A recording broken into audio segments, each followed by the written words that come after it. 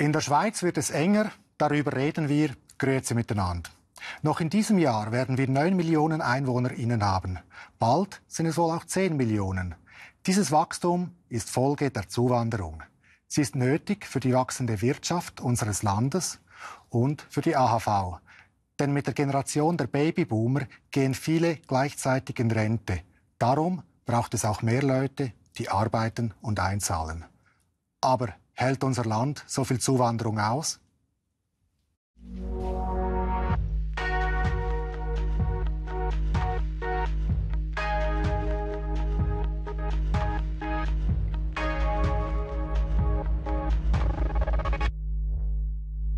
Zuwanderung. Darüber reden wir auch mit 3 Schweizern, die ausgewandert sind. Hans Broder, Mexico City. Sie sind Mitglied der SVP International und leben in einer Stadt mit 25 Millionen Einwohnern auf kleinem Raum. Das geht doch. Die Platzverhältnisse sind bei uns anders. 25 Millionen in einem kleinen Raum. Ich denke, die Leute haben sich daran gewöhnt, in einer großen Menschenmasse zu wohnen. Trotzdem gibt es inzwischen Sorgen, weil es sind sehr viele Migrationen gekommen aus dem eigenen Land intern und aus Nordamerika seit der Pandemie. Es gab einige Konflikte, aber trotzdem, ich denke, die Sorgen sind in Mexiko ganz anders als in der Schweiz. Danke. Walter Denz, Sie leben in Lettland und pendeln im Moment zwischen Uster und Riga hin und her. Sie sind Mitglied der FDP International. Wie hat sich die Zürcher Agglomeration in Ihren Augen entwickelt in den letzten Jahren? Ich bin 1990 ausgewandert. Ich habe lange in Russland gelebt, bevor ich nach Lettland gekommen bin. Und aus dem Abstand sehe ich schon, dass sich einiges verändert hat. Es hat mehr Leute. In Uster, wo ich eigentlich herkomme, sieht man das sehr deutlich mit Verkehrsstaus und ja, auch mehr Leute auf der Bahn. Also was ich so sehen kann. Mein Eindruck ist schon, dass sich etwas verändert hat. Ich kann aber gut damit umgehen, damit leben. Aber eben gegenüber früher merklich mehr Leute auf der Straße, in der Bahn und auch in der Body beispielsweise. Pascal Kütter in Nairobi. Sie arbeiteten in vielen Krisengebieten in Afrika. Gebiete, aus denen Menschen geflohen sind, fliehen mussten. Sie sind auch Nationalratskandidat der SP.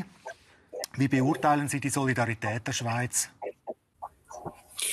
Ja, guten Tag. Ich denke, wenn wir von Leuten sprechen, die in unmittelbarer Gefahr sind, die unmittelbar bedroht sind und verfolgt werden, da gibt es einen relativ breiten Konsensus in der Schweiz, dass diese Leute Schutz brauchen. Die Diskussion auf der anderen Seite, wo weniger Solidarität gesehen wird, wo wir weniger Solidarität sehen, ist die generelle Migration aus ganz verschiedensten Gründen, dass Leute migrieren möchten, müssen, wollen. Und dort ist die Solidarität eher beschränkt, wie man von verschiedensten politischen Debatten als jüngerer und älterer Zeit sehen kann, obschon die Schweiz eigentlich ein Einwanderungsland ist über die letzten 60 Jahre. Danke, wir sprechen gleich weiter miteinander. Hier im Bundeshausstudio der SRG begrüße ich Denis Efionai. Guten Tag. Guten Tag. Sie forschen an der Uni Neuenburg seit vielen Jahren zum Thema Migration. Warum ist dieses Thema so relevant? Ja, es wurde bereits angetönt, die Schweiz wäre nicht die Schweiz ohne Zuwanderung. Man denke nur an die großen Infrastrukturprojekte, beispielsweise den Gotthard. Und das ist seit über 100 Jahren so. Eigentlich ist die Schweiz ein typisches Migrationsland. Und zwar, wenn ich von Migration spreche, denke ich immer auch an Einwanderung wie an Auswanderung von Leuten mit oder ohne Schweizer Pass. Und in der Politik war Zuwanderung auch immer ein Thema. Oft wurde unter dem Begriff Überfremdung, über soziale Probleme diskutiert. Und deshalb war es wichtig, dass so seit den 90er Jahren, dass wir jetzt auch eine Forschung zu diesem Thema haben. Vorher gab es das praktisch nicht. Mitte der 90er Jahre wurde das Forum für Migrationsstudien in Neuchâtel gegründet. Und inzwischen hat sich das enorm entwickelt. Wir haben jetzt auch einen Forschungspol, der von unserem Direktor Gianni D'Amato geleitet wird. Der heißt On the Move, was nochmals einmal mehr unterstreicht, wie wichtig eben die Mobilität für dieses kleine Land inmitten Europas ist. Und Sandro Cattacin, Sie sind Soziologe und wollen wissen, wie eine Gesellschaft funktionieren muss, damit das gut kommt, wenn sie wächst, wenn ein Bevölkerungswachstum da ist. Läuft etwas schon gut in der Schweiz? Was läuft schon gut? Ja, obschon die Schweiz seit 100 Jahren sich durch Xenophobie und Rassismus charakterisiert und das auch immer wieder thematisiert wird, ist vielleicht gerade diese ständige Diskussion über das Ausländerproblem ein Element, das eine höhere Reflexivität in diesem Bereich produziert hat, was vor allem dazu führt, dass grundsätzlich viel weniger Probleme in der Schweiz sind als zum Beispiel in Frankreich, wo man die ganze Kolonialgeschichte und die Unterschiede zwischen den Personen einfach republikanisch wegdiskutiert hat. Oder auch in Großbritannien. Wir hatten in der Schweiz keine Attentate bisher, keine schwerwiegenden Vorfälle bisher. Das heißt, dass das Modell insgesamt sehr gut funktioniert hat. Ich glaube, dass diese Stärke vor allem daher kommt, dass sehr viele von diesen Migrierenden in die Schweiz auch hier sich reproduziert haben, Kinder hatten und diese Kinder in den städtischen Kontexten immer mehr wichtige Rollen wahrgenommen haben. Gewissermaßen ist die Stärke der Schweiz, dass die Menschen hier die Möglichkeit hatten, viele von denen, die Schweiz in die Hand zu nehmen. Habe ich Sie richtig verstanden? Sie halten die Schweiz für xenophober als andere Länder oder Sie sagen einfach, es gibt eine xenophobe Komponente in der Geschichte der Schweiz? Das ist eine schwierige Frage, sie nicht polemisch zu beantworten, weil von den Umfragen her seit den 70er Jahren haben wir Daten, ist die Fremdenfeindlichkeit relativ stabil, über 50% in der Schweiz. Doch sehr viele stimmen nicht fremdenfeindlich ab, weil sie natürlich den Sachzwang sehen. Wir brauchen diese Ausländer. Was ich eher im Vergleich sagen würde, ist, dass die Schweiz nicht übertrieben fremdenfeindlich ist. Wir haben das überall. Aber dass genau dieses ständige Reden darüber dazu geführt hat, dass die Leute ihre Ängste formulieren konnten und dass wir auf diese Ängste irgendwie eingehen konnten und eben auch Vernunft entstand, obwohl Fremdenfeindlichkeit da war und man sich in einer Art und Weise verhielt, dass die Schweiz irgendwie immer weitermachen konnte mit einem Modell, das fast total abhängig ist von Migration, von Geldern von Außenpolitik, von ökonomischen Netzwerken, in denen die Schweiz weltweit sich befindet. Ohne das gibt es die Schweiz nicht. Oder es gäbe eine Schweiz des 18. Jahrhunderts, die Schweiz, wie Dönis gesagt hat, der Auswanderung, die Schweiz der Armut, die eben diese vielen Unternehmer angezogen hat, die begonnen haben, die Schweiz zu industrialisieren. Es gibt kaum ein Unternehmen, das wichtig ist in der Schweiz, das nicht von ausländischen Unternehmen gegründet worden ist.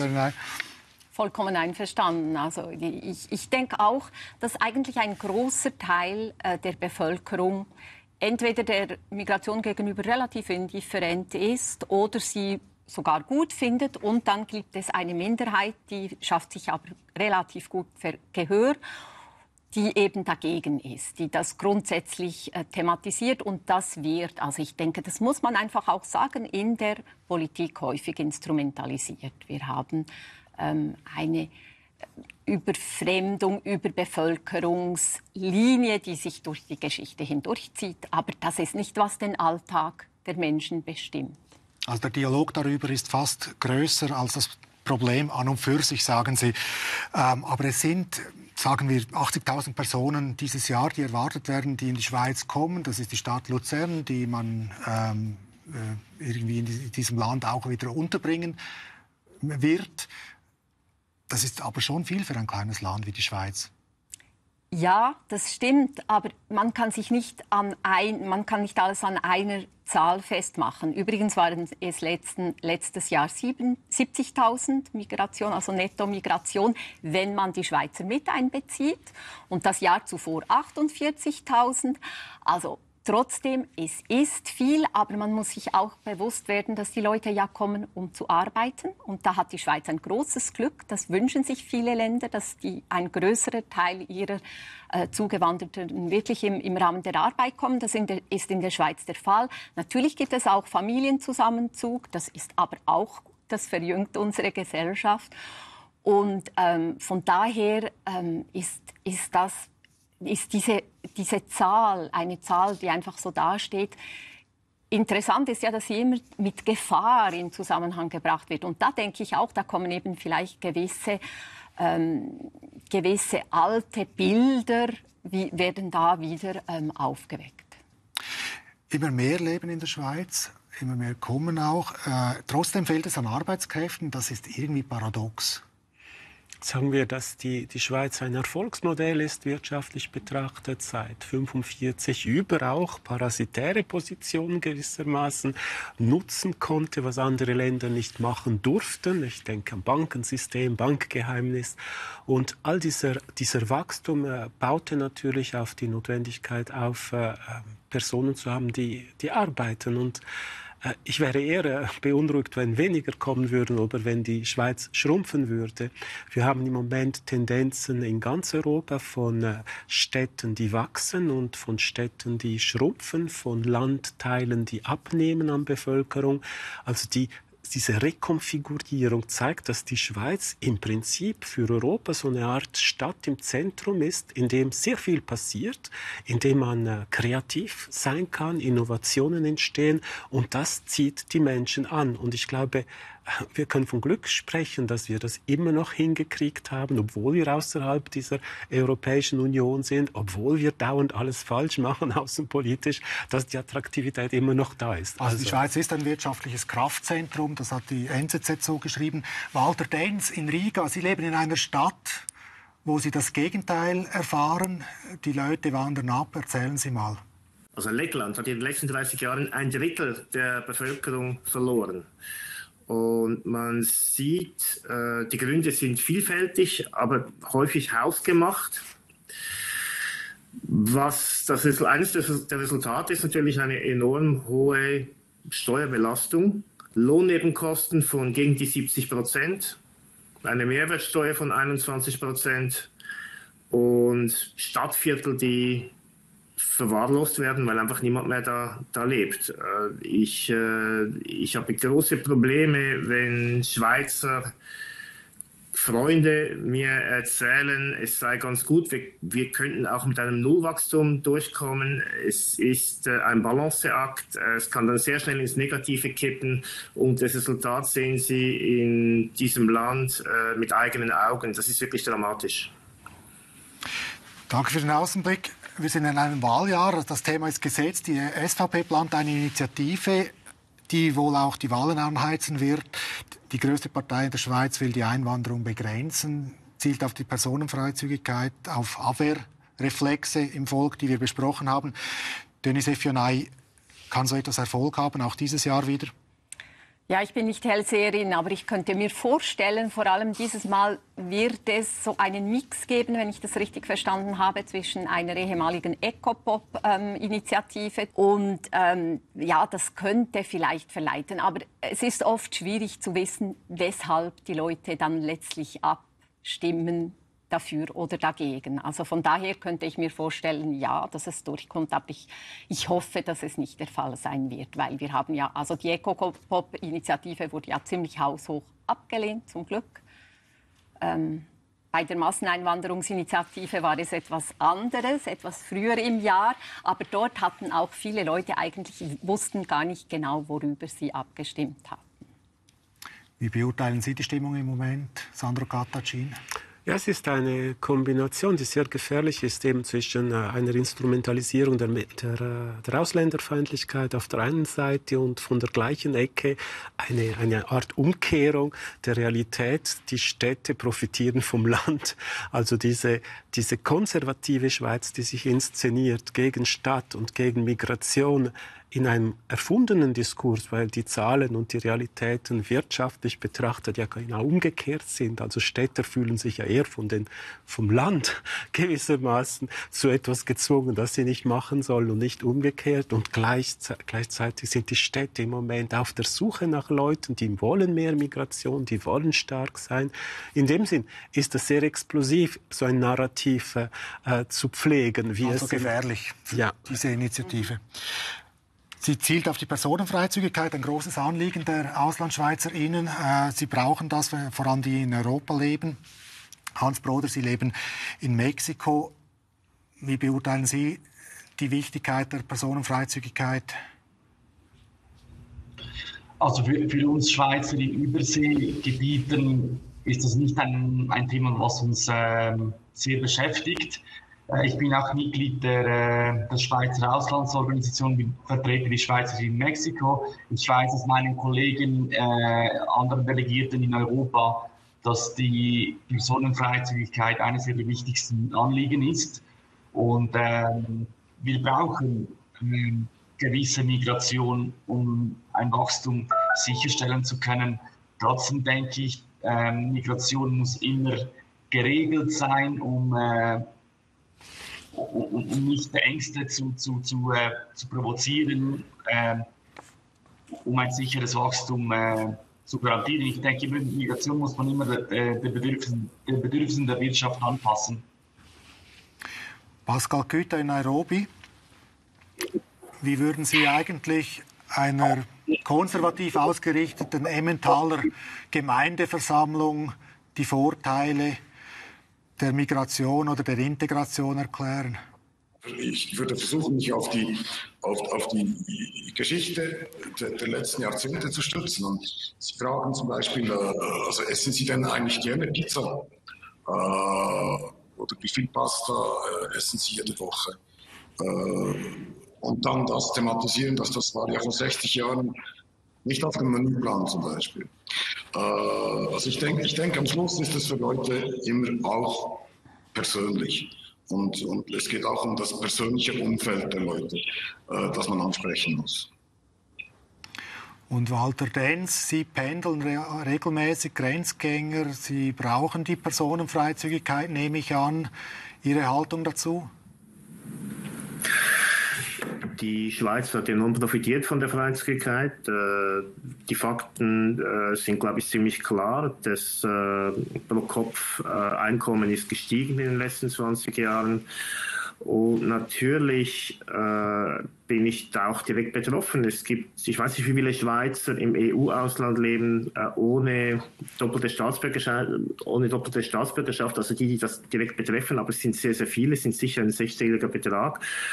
Und mit mir zusammen haben die natürlich das Nachsehen. Ja? Wir sind ja eigentlich willkommen in Lettland, aber nur aufgrund der Freizügigkeitsregelung, der sich die Schweiz anschließen konnte. Also für mich wäre das der Exit, wenn sich hier was ändern würde.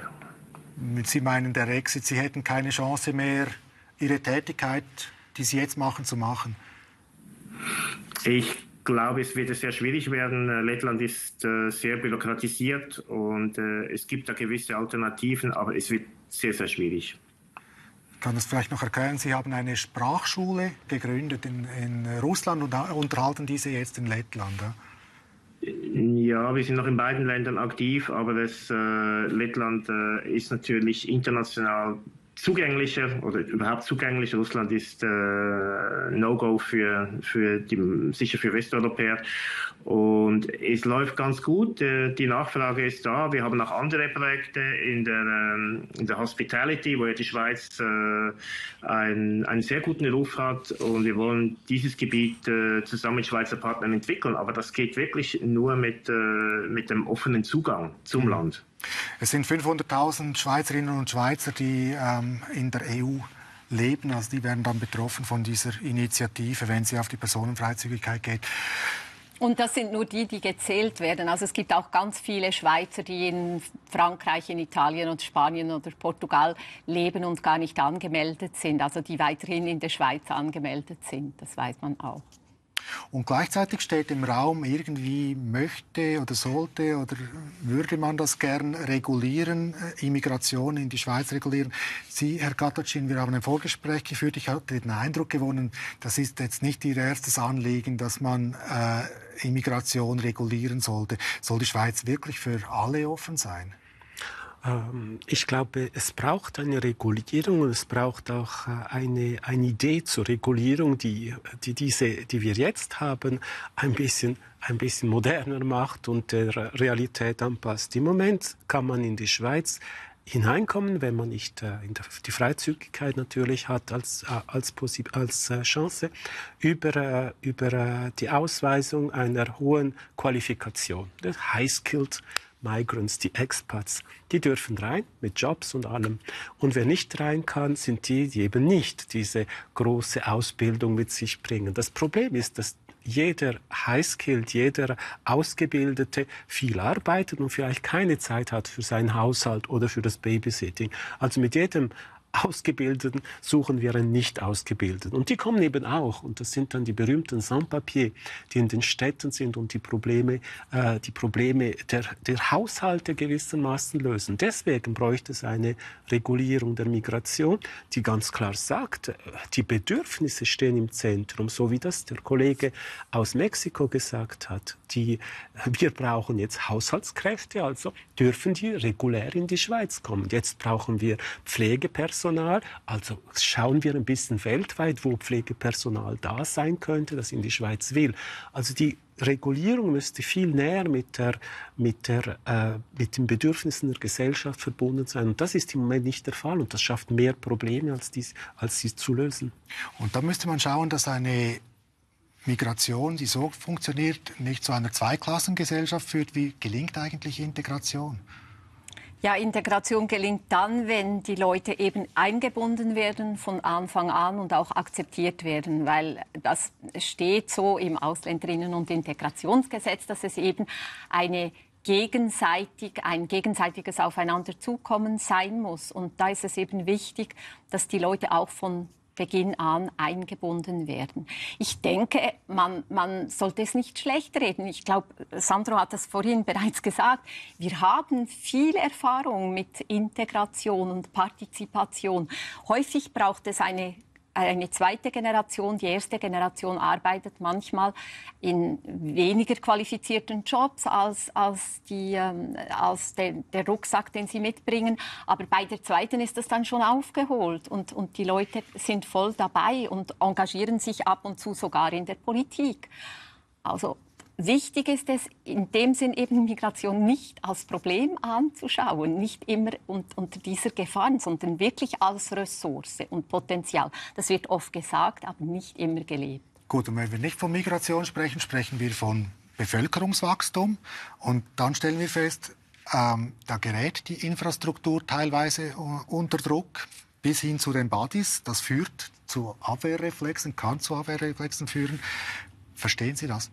Ja, ich kann es ein Stück weit nachvollziehen, aber wir haben eine Studie gemacht in Agglomerationen kurz vor der Pandemie und da haben wir gemerkt, die Leute verstehen es vor allem dann nicht, wenn es eben einen Wandel gibt, der sehr merkwürdig ist. Zum Beispiel, man baut sehr viele Wohnungen und die stehen dann leer und sind in der Landschaft, sind quer in der Landschaft.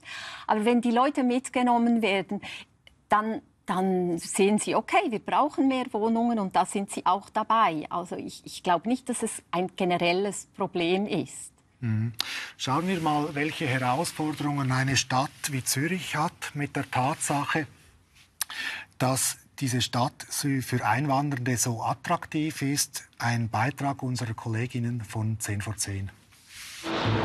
Die Schweiz wächst und wächst. Immer mehr Bauten werden hochgezogen, immer mehr Verkehr rollt durchs Land. Besonders betroffen urbane Ballungszentren wie die Region Zürich. Der Raum wird knapper. Eine große Herausforderung für die Stadtentwicklung. Wir gehen im Moment davon aus, dass bis 2040 Zürich etwa 510.000 bis 520.000 Leute wird haben.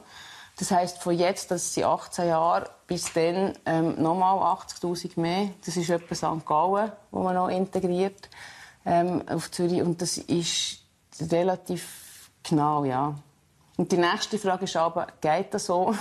Muss man sagen, ja, das geht. Aber damit das geht, braucht es aber wirklich die Planung auf allen Ebenen, um das probieren aufzufangen. Der Blick auf die Karte zeigt, in den letzten 60 Jahren wurde die Region Zürich regelrecht zugebaut. Gab es hier früher noch viele Freiflächen, sind diese mittlerweile rar. In einer urbanen Region wie Zürich mache dies aber durchaus Sinn, ist Zukunftsforscher Lukas Rühli vom Think Tank Avenir Suisse überzeugt. Verdichtung ist durchaus nichts Negatives. Sie passt logischerweise nicht überall in die Schweiz, aber das wird auch nicht gefordert. Wenn man nur schon in den paar grösseren städtischen Räumen konsequent verdichten und sich vielleicht auch an Städte im Ausland orientieren, die durchaus sehr attraktiv sind, dann würde man problemlos 10, 11 oder sogar 12 Millionen Einwohner in die Schweiz bringen, ohne dass man das Land und das Berggebiet weiter verbauen muss. Sandra Cottacin, eine Steilvorlage für Sie. Sie forschen mit den Städten und sagen, die Städte absorbieren Migration eigentlich vorbildlich. Ihre Reaktion? Ja, es ist halt immer so, dass man bei diesen Prognosen sehr viele Elemente nicht kontrollieren kann heute. Ich erinnere mich immer an 1969 hatte Stadt Zürich Stadtentwicklung gesagt, dass Zürich 1 Million Einwohner haben wird Ende des Jahrtausends. Nicht jetzt sind es viele, 440.000, aber es sind nicht 1 Million. Und genau so ist eigentlich die Frage, wie verdichten wir, ist eine richtige Frage, aber man stellt sich dann immer diese Hochhäuser vor. Man kann das viel besser machen heute, aber das bedeutet Mobilitätsplanung, bessere Verkehrsverbindungen, weniger Autos. Also wenn die Trottoirs breiter sind und wenige Fahrzeuge da durchfahren, dann hat man das Gefühl, dass man viel mehr Leute drauf in diesem gleichen Platz sich befinden kann. Wenn man Quartierparke fördert, wo man, ja, ich habe das auch gestern wieder beobachtet, wie in einem Salon Leute einlädt, an den Tisch zu kommen und zusammen zu essen und diese Orte lebbar sind, also nicht Lärm da ist, nicht zu viel Lärm da ist, aber dass man die auch wirklich nutzen kann. Also mehr auch auf eine Entschleunigung. Aber die Mieten explodieren, die Mittelschicht wird verdrängt. Ja. Ist dieses Wachstum wirklich gut oder ist es verträglich? Es gibt interessanterweise auch hier die einzige Stadt übrigens, die gewachsen ist in Deutschland letztes Jahr, die einzigen Städte waren München und Hamburg. Also generell ist diese Idee, dass das noch groß wachsen wird, meines Erachtens übertrieben. Und dort sind diese Fragen natürlich sehr wichtig. Wie kontrolliert man die Mieten? Und was interessant ist, ist in diesem Moment, dass gewissermaßen marxistische Lösungen vorgeschlagen und durchgesetzt werden. Zum Beispiel Vorkaufsrecht der Städte auf jedes Land, zum Beispiel Bevorzugung der Genossenschaften gegenüber den Privaten und dann diese berühmten Drittelsmixe, also dass man heute verdichtet und sich sagt, du darfst zwar ein Haus bauen, aber dort muss ein Drittel Wohnungen drin sein, die sich Leute leisten können, die subventioniert sind zum Beispiel oder die billiger sind. Also es gibt ganz viele Möglichkeiten, die Städte zu durchmischen auf eine Art und Weise, dass sie noch für viele lebbar sind. Vielleicht ist wirklich diese Kategorie der Mittelschicht die problematischste, weil sie eben aus all diesen Töpfen fällt und effektiv. Die Verlustängste hört.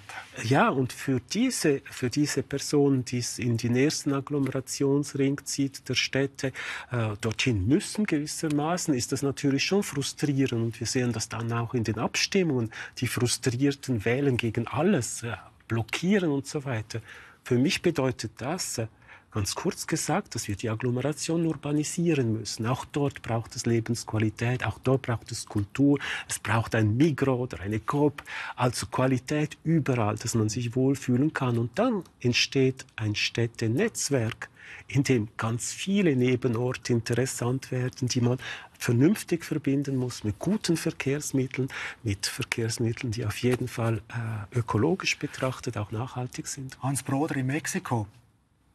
Sie leben in dieser riesigen Stadt. Gibt es Gentrifizierung auch dort? Ja, selbstverständlich. Und ich denke, ich bin einer der Verursacher dieser Gentrifizierung. Ich wohne in einem Stadtviertel in Mexico City. Das ist ein ziemlich beliebtes Stadtviertel. Ich wohne seit 8 Jahren hier und seit der Pandemie erleben wir eine Migration eine riesen Migrationswelle aus Nordamerika. Weshalb Nordamerika? Weil wir sind in der gleichen Zeitzone. Viele in Nordamerika arbeiten im Homeoffice, verdienen in Dollar, in US-Dollar. Und Mexiko ist voll im Trend. Es sind viele Digital Nomads nach Mexico City gezogen, können sich einen Lebensstil leisten mit ihren US-Löhnen, welche sie sich in den USA nicht leisten können. Und wenn man sich das vorstellt, sind Tausende in diese Stadtviertel gezogen. Die lokale Bevölkerung wurde verdrängt, weil sie nicht mit dem Lohnniveau der Nordamerikaner mithalten konnten. Und so entsteht ein Konflikt, Differenzen zwischen der lokalen Bevölkerung und der Expat-Bevölkerung. Wenn man das nicht regelt, dann entstehen Differenzen, es entstehen Konflikte. Und ich kann Ihnen ein Beispiel sagen, in meinem Stadtviertel seit der Pandemie sind die Mieten um 30-50% gestiegen. Ich kann es mir leisten, aber die lokale Bevölkerung nicht. Die Restaurantpreise sind zum Teil Preise, wie wir es uns in Zürich gewohnt sind. Und das ist ein bestes Beispiel, um aufzuzeigen, wie wichtig es ist, die Migration zu regulieren, weil sonst sich die lokale Bevölkerung benachteiligt fühlt, es entstehen Ängste und das ist Sprengstoff für eine Bevölkerung. In Nairobi, Pascal Gütta, was ist dort die migrierende Bevölkerung? Wie macht die sich bemerkbar? Also Nairobi oder Kenia ist eigentlich kein Land, das am Ursprung von Flüchtlingen steht heute. Was wir beobachten hier, was sehr stark auf Nairobi drückt, ist eine extreme Landflucht. Und die Stadt Nairobi ist heute irgendwo zwischen 4 und 5 Millionen und das hat sich verdoppelt über die letzten 20, 30 Jahre. Wenn ich nur ganz kurz einen Vergleich machen darf mit der Gentrifizierung und was Sie vorher gesagt haben mit der Schweiz. Am Schluss geht es wirklich darum, dass Leute den Wohnraum bezahlen können. Und der Professor hat das sehr schön erklärt, dass das eine ganze Infrastruktur rund um das herum sein muss. Und in der Schweiz gibt es eine Stadt, wo die Suche nach einer Wohnung am schwierigsten ist von allen. Und das hat nichts mit Migration zu tun an sich, sondern mit Bürokratie. Das ist in Genf. Die La Jeunesse Internationale, das internationale Genf, hat mit der internationalen Bürokratie so viel Geld macht, dass die Mittelklasse nicht mehr in Genf wohnen kann, als Beispiel. Ja, aber gleichzeitig möchte ich auch sagen, Genf ist doppelt so dicht wie Zürich zum Beispiel. Und es ist eine Stadt, in der es sich gut lebt. Und es gibt auch Sozialwohnungen, es gibt auch Hilfen. Natürlich ist auch Spekulation ist im Spiel. Es sind auch die großen Pensionskassen, die investiert haben, die großen Fonds in Immobilien. Und da braucht es eine gewisse Regulierung. Aber ich denke auch, es hängt weniger mit Migration als mit Wohnungspolitik und mit allgemeiner Stadtpolitik zusammen. Aber trotzdem, ich kenne sehr viele Leute, die Genf sehr mögen. Und das zeigt eben auch in einer sehr dichten Stadt, wenn sie denn gut verdichtet ist, kann man sehr gut leben. Was macht die Politik beim Thema Migration? Wir fragten Parlamentarierinnen und Parlamentarier nach ihren Strategien und den Strategien ihrer Partei, auch im Hinblick auf die Wahlen in diesem Herbst. Hier ist unser Beitrag. Entweder man ist ein Einwanderungsland, dann geht es wirtschaftlich gut, dann ist es ein Land, in dem die Menschen gerne und gut leben. Oder man ist ein Auswanderungsland, eine Auswanderungsregion, wie zum Beispiel in Ostdeutschland, wie wir das im Moment sehen. Dann geht es den Menschen schlecht. Wir rekrutieren auch innerhalb von Europa Arbeitskräfte, aber nicht nur für die guten Zeiten und nach 9 Monaten müssen sie das Land wieder verlassen, sondern wir bieten ihnen hier Arbeit, ein Leben und eine Gesellschaft, in die sie sich integrieren können. Wir sehen in der Zuwanderung hauptsächlich eine Chance, um unseren Wohlstand aufrechtzuerhalten. Wir leiden an einem massiven Fachkräfte- bzw. sogar Arbeitskräftemangel. Kommen Leute, die brauchen Wohnungen, also brauchen wir Bauarbeiter. Sie werden krank, also brauchen wir Ärzte, wir brauchen Pfleger. Sie haben Kinder, also brauchen wir Lehrer. Wir müssen Schulhäuser bauen, für das brauchen wir wieder Bauarbeiter. Man sieht, wir sind in dieser Spirale gefangen und wir kommen nur endlich aus dieser Spirale hinaus, wenn wir die Zuwanderung selber steuern. Also man sieht das ja auch im Ausland. Es gibt viele Städte, die auf weniger Raum viel mehr Einwohner haben. Also das ist möglich. Entscheidend ist auch, wie das politisch begleitet wird. Die Schweiz ist ein Land, welches auch helfen muss oder auch eine Verantwortung hat, zu helfen auf der einen Seite. Auf der anderen Seite scheint es uns wichtig, darauf hinzuweisen, gerade auch bei der Polemik der SVP, dass natürlich die 10 Millionen Schweiz, das ist jetzt nicht aus humanitären Überlegungen, das ist stark auch aus wirtschaftlichen Überlegungen. Nous sommes dans beaucoup de secteurs en manque de personnel. Et là, il va falloir, je pense, repenser notre politique migratoire pour davantage l'adapter à nos besoins. Nous avons une tradition en Suisse humanitaire qui est fortement ancrée et acceptée par la population, mais aussi en renvoyant les gens qui n'ont pas droit à l'asile pour ne pas être débordés par des personnes qui viendraient plutôt profiter du système que d'apporter aussi leur contribution. Bien sûr qu'il faudra, faire venir ces travailleurs-là extrêmement qualifiés. Et puis le deuxième axe, c'est qu'évidemment, on a une tradition humanitaire en Suisse et qu'en matière d'asile, la Suisse ne pourra évidemment pas et ne devra pas fermer ses portes à ceux qui subissent les guerres et vivent actuellement sous les bombes. Ja, die Schweiz soll ihre Tore offen halten für alle, die vor Bomben fliehen. Es fällt schon auf, niemand bezweifelt die humanitäre Aufgabe der Schweiz im Asylbereich.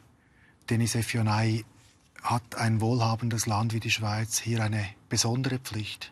Ja, das denke ich schon. Wenn man die Möglichkeiten hat, auch zu helfen, dann sollte man das ab und zu auch tun. Aber es ist ja letztlich in unser aller Interesse. Schauen wir jetzt, was mit der Ukraine passiert ist. Da war ich sehr positiv überrascht, wie das gelaufen ist. Da sind viele Leute gekommen, 80.000 praktisch letztes Jahr. Und man hat es relativ pragmatisch, natürlich in Abstimmung mit der EU, hat man diese Leute aufgenommen und es hat recht gut geklappt.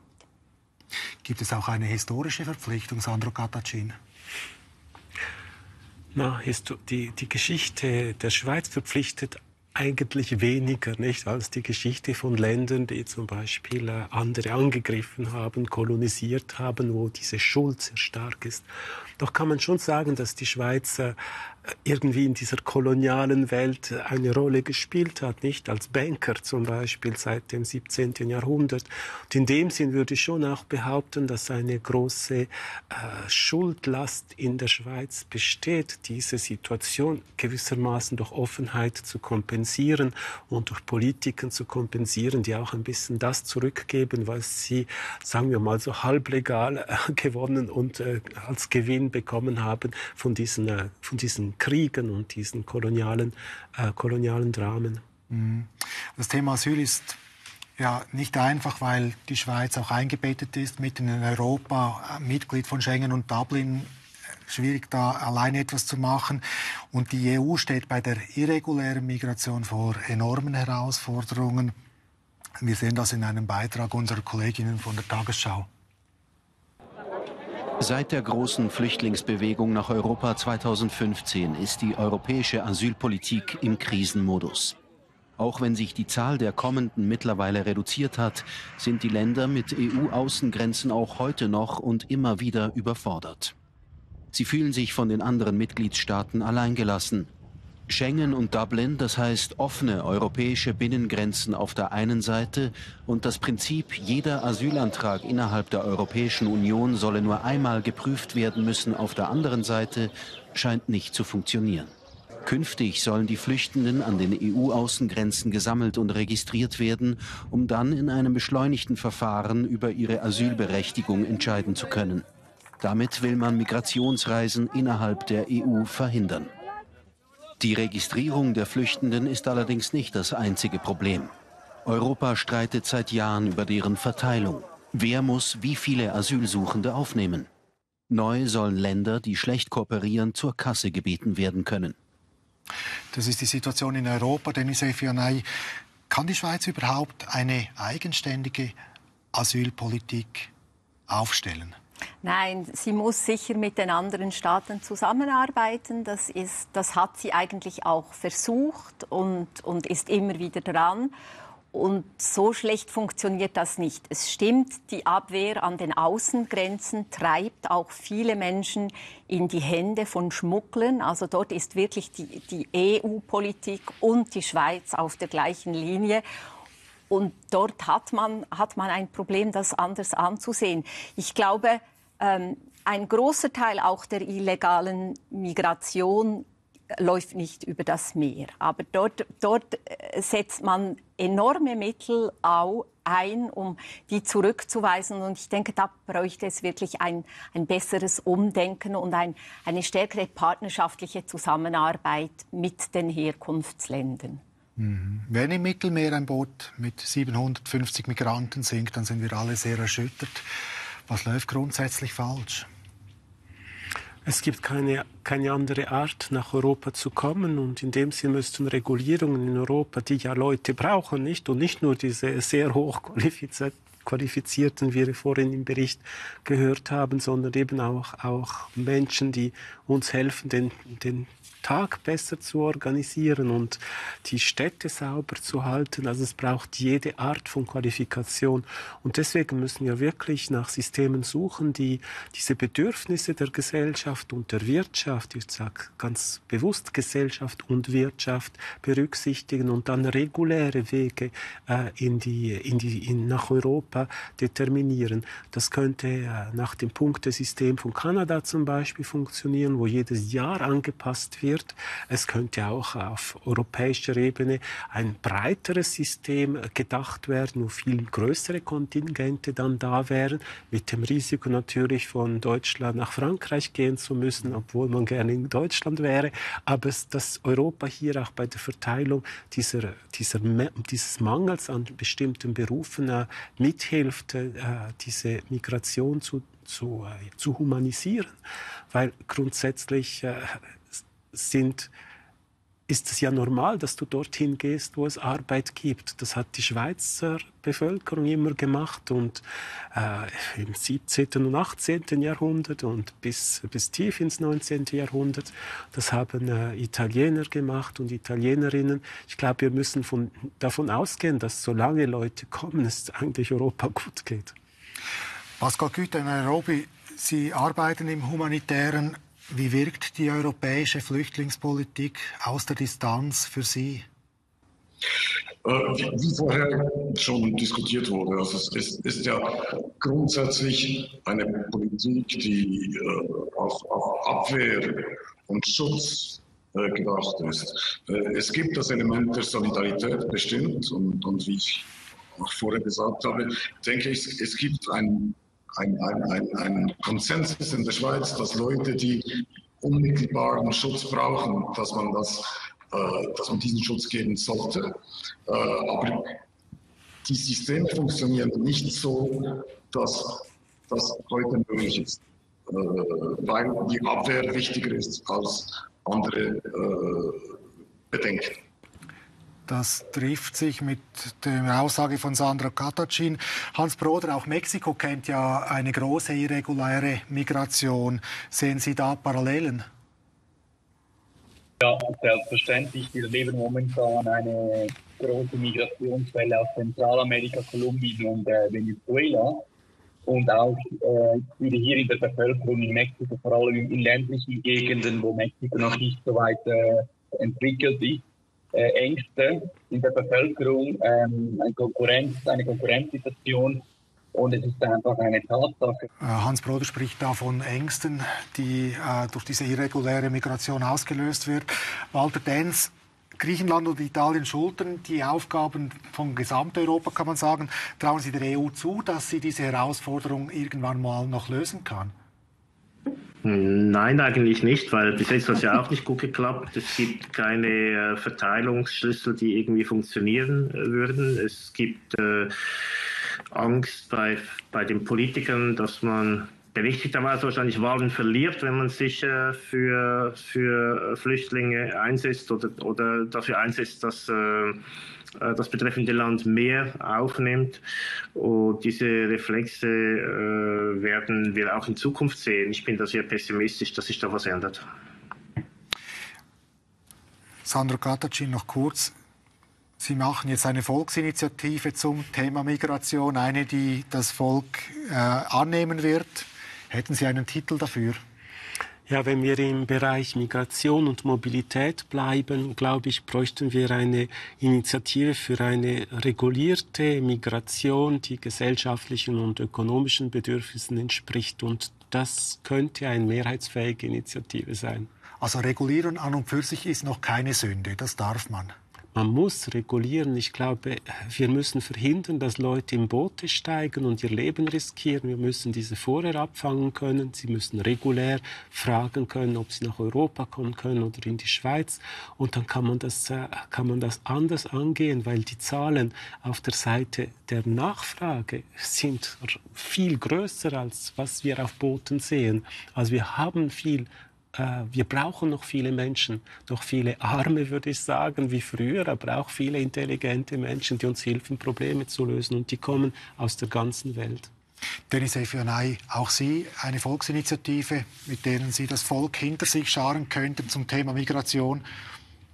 Ich bin nicht sicher, dass ich das schaffen würde, weil ich wäre sicher eine schlechte Politikerin. Aber ich habe trotzdem eine Idee und das wäre nach 5 Jahren vorläufiger Aufnahme eine Aufenthaltsbewilligung. Die vorläufige Aufnahme ist eine sehr prekäre, immer wieder verbesserte, aber nie ganz überarbeitete Aufenthaltsstatus. Das letztes Jahr waren es, glaube ich, 45.000 Leute, die in dieser prekären Situation schon hier lebten und in eine Zwickmühle waren, ob sie jetzt in prekären Jobs versuchen, finanziell unabhängig zu werden und dann vielleicht eine Umwandlung kriegen in eine Aufenthaltsbewilligung oder ob sie doch sich weiterbilden lassen, aber dann klappt es eben nicht. Und ich finde, dass so etwas müsste man jetzt mal angehen, auch wenn die Initiative dann nur zu einer Diskussion führen würde. Das war's. Sandro Qattacin, Denis Efionay, vielen Dank, dass Sie da waren. Danke auch nach Riga, nach Nairobi und nach Mexico City für diese außergewöhnlichen Perspektive, die Sie eingebracht haben. Ich bedanke mich bei Ihnen als Zuschauerinnen und Zuschauer. Auf Wiedersehen.